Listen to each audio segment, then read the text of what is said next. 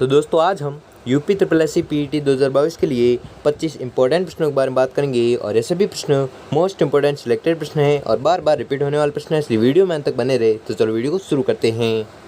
तो आपका पहला सवाल है कि कनाडा की राजधानी क्या है। कनाडा की राजधानी क्या है, तो आपको याद रखना है इसकी राजधानी है ओटावा। तो दोस्तों आपको 25% दिए जाएंगे, जिसमें से आपने कितने प्रश्न सही किए वो हमें जल्दी कमेंट करके जरूर बताएं। इसलिए मैं प्रश्न पढ़ूँ उससे पहले आप उत्तर तैयार रखें, जिससे कि आपकी प्रिपरेशन होती रहे। तो अगला प्रश्न देखते हैं। तो अगला सवाल है कि जापान की मुद्रा का नाम क्या है। जापान की मुद्रा का नाम क्या है, तो आपको याद रखना है इसकी मुद्रा का नाम है येन। अगला देखते हैं। अगला सवाल है कि लक्षद्वीप की राजधानी क्या है। ये कहाँ लिखा हुआ है, ये मिसप्रिंट है, ठीक है। लक्षद्वीप की राजधानी क्या है, तो आपको याद रखना है इसकी राजधानी है कावारती। अगला देखते हैं। अगला सवाल है कि निम्न में से कौन सा वेद कर्मकांड प्रधान है। निम्न में से कौन सा वेद है जो कर्मकांड प्रधान है, तो आपको याद रखना है वह वेद है यजुर्वेद। अगला देखते हैं। तो अगला सवाल है कि निम्न में से किसकी खेती हड़प्पावासी किया करते थे। निम्न में से किसकी खेती है जो हड़प्पावासी किया करते थे, तो आपको याद रखना है ये सभी गेहूँ, कपास और जौ, ये तीनों खेती हड़प्पावासी किया करते थे। अगला देखते हैं। तो आपका अगला सवाल है कि हड़प्पाकालीन स्थल लोथल किस नदी के किनारे स्थित था। हड़प्पाकालीन स्थल, ये लोथल लिखा हुआ है, इसमें लोथल लिखना है, ठीक है। आपको याद रखना है लोथल है जो वर्तमान में गुजरात में है, ठीक है। तो हड़प्पाकालीन स्थल लोथल किस नदी के किनारे स्थित था, तो आपको याद रखना है यह स्थित था भोगवा नदी के किनारे। अगला देखते हैं। अगला सवाल है कि निम्न में से किस स्थान के उत्खनन में तांबे की मुहरें प्राप्त हुई थी। निम्न में से किस स्थान के उत्खनन में तांबे की मुहरें प्राप्त हुई थी, तो आपको याद रखना है यह हुई थी हड़प्पा से, ठीक है। हड़प्पा स्थान के उत्खनन में तांबे की मुहरें प्राप्त हुई थी। अगला देखते हैं। तो अगला सवाल है कि बिना दुर्ग का एकमात्र सिंधु नगर का कौन सा नगर था। बिना दुर्ग का एकमात्र सिंधु नगर का कौन सा नगर था, तो आपको याद रखना है वह था कालीबंगा, जो बिना दुर्ग का था। अगला देखते हैं। अगला सवाल है कि भारतीय राष्ट्रीय कांग्रेस के प्रथम अध्यक्ष कौन थे। भारतीय राष्ट्रीय कांग्रेस के प्रथम अध्यक्ष कौन थे, तो आपको याद रखना है वह थे वोमेश चंद्र बनर्जी। वोमेश चंद्र बनर्जी थे भारतीय राष्ट्रीय कांग्रेस के प्रथम अध्यक्ष थे। अगला देखते हैं। अगला सवाल है ऑस्कर अवार्ड्स का संबंध किस क्षेत्र से है। ऑस्कर अवार्ड्स का संबंध किस क्षेत्र से है, तो आपको याद रखना है इसका संबंध है फिल्म से। अगला देखते हैं। अगला सवाल है वर्तमान में भारत में कुल कितने उच्च न्यायालय हैं। वर्तमान में भारत में कुल कितने उच्च न्यायालय हैं, तो आपको याद रखना है उच्च न्यायालय है 25, ठीक है। अगला देखते हैं। अगला सवाल है कि सर्वोच्च न्यायालय में मुख्य न्यायाधीश सहित वर्तमान में कुल कितने न्यायाधीश हो सकते हैं। सर्वोच्च न्यायालय में मुख्य न्यायाधीश सहित वर्तमान में कुल कितने न्यायाधीश हो सकते हैं, तो आपको याद रखना है वर्तमान में न्यायाधीश हो सकते हैं 31। अगला देखते हैं।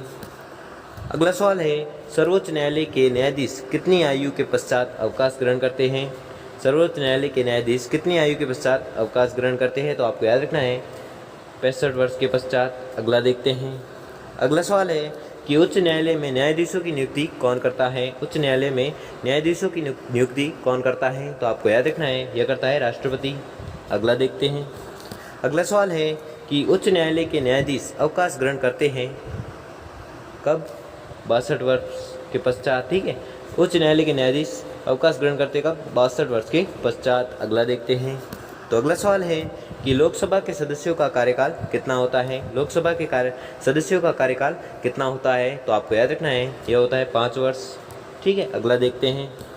तो अगला सवाल है कि राज्यों में मुख्यमंत्री को शपथ कौन दिलाता है। राज्यों में मुख्यमंत्री को शपथ कौन दिलाता है, तो आपको याद रखना है मुख्यमंत्री को शपथ दिलाता है राज्यपाल।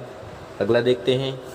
तो अगला सवाल है कि संसद के दो सदनों के बीच कितने समय का अंतराल हो सकता है। संसद के दो सदनों के बीच अधिकतम कितने समय का अंतराल हो सकता है, तो आपको याद रखना है यह अंतराल हो सकता है 6 माह के लिए। अगला देखते हैं। अगला सवाल है कि जैन धर्म के प्रथम तीर्थकर एवं प्रवर्तक कौन थे। जैन धर्म के प्रथम तीर्थकर एवं प्रवर्तक कौन थे, तो आपको याद रखना है वह थे ऋषभदेव। अगला देखते हैं। अगला सवाल है कि महावीर स्वामी ने अपने उपदेश किस भाषा में दिए थे। महावीर स्वामी ने अपने उपदेश किस भाषा में दिए थे, तो आपको याद रखना है यह उपदेश दिए थे प्राकृत भाषा में। अगला देखते हैं। अगला सवाल है कि भगवान महावीर का प्रथम शिष्य था। भगवान महावीर का प्रथम शिष्य था तो कौन था, जमाली। अगला देखते हैं। अगला सवाल है कि जजिया कर पहली बार ब्राह्मणों पर किसने लगाया था? जजिया कर है जो पहली बार ब्राह्मणों पर किसने लगाया था? तो आपको याद रखना है यह लगाया था फिरोज शाह तुगलक ने। ठीक है, अगला देखते हैं। अगला सवाल है भारतीय सेना की स्थापना कब हुई थी? भारतीय सेना की स्थापना कब हुई थी? तो आपको याद रखना है इसकी स्थापना हुई थी 1895 में। अगला देखते हैं।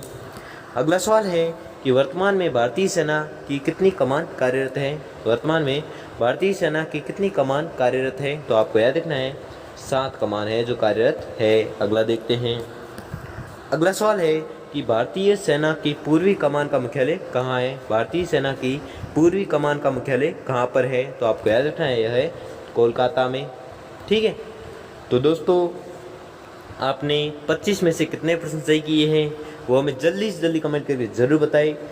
और अगर आपको वीडियो अच्छा लगा हो या आपके लिए थोड़ा सा भी हेल्पफुल साबित हुआ हो तो वीडियो को लाइक और चैनल को सब्सक्राइब करें। धन्यवाद।